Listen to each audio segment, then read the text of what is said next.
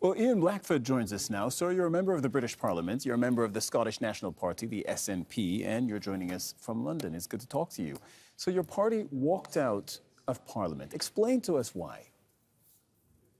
Well, we didn't walk out of Parliament. We actually went into the voting lobby so we could vote for the Labour amendment. And, of course, we never wanted to be in that situation. You know, today was supposed to be about Parliament being given the opportunity to have a vote on whether or not there should be a ceasefire in Gaza. And all parliamentarians across these islands have had hundreds, thousands of constituents that have written to them asking that we support a ceasefire. 75% of the public of these islands want that to take place. And you know what happened is that in our opposition day, now we get 2 or 3 opposition days a year, effectively it was hijacked by the Labour Party because they came up with this proposition that allowed them to have a vote.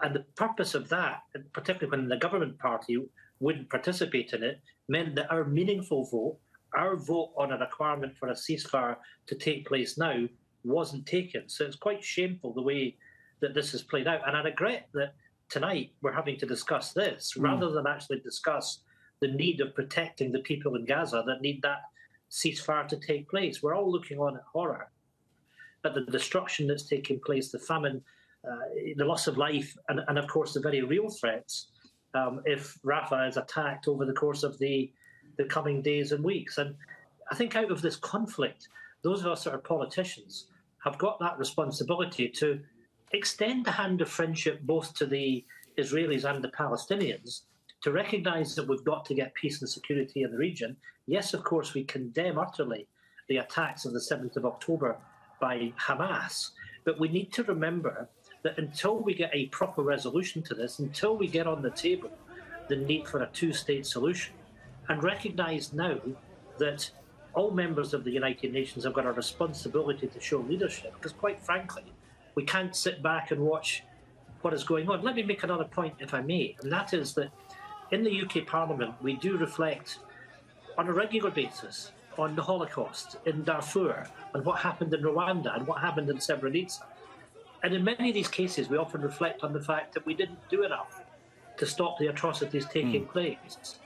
My point to parliamentarians today is that we had an opportunity to show leadership, to speak with a clear voice, but because of the shambles in Parliament, that's not the story.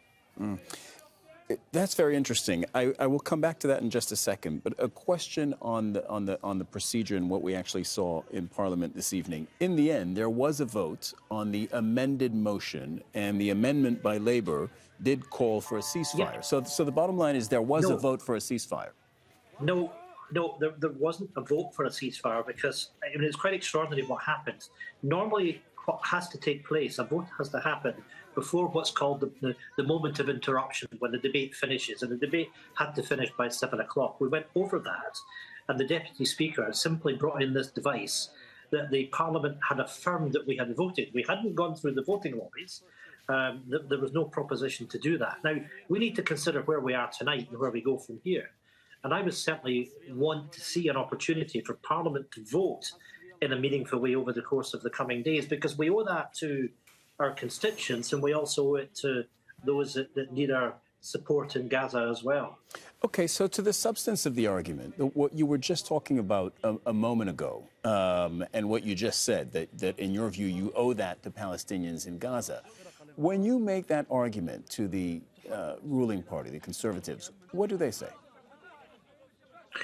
Well, I would argue that what we've seen over the course of the last few months has been feet-dragging. And if I can refer back to what happened in 2014 when the then Prime Minister, David Cameron, the now Foreign Secretary, when there was conflict in 2014, did call for a ceasefire. For the life of me, I don't understand why we don't recognise that people in Gaza are suffering, those that have lost their life.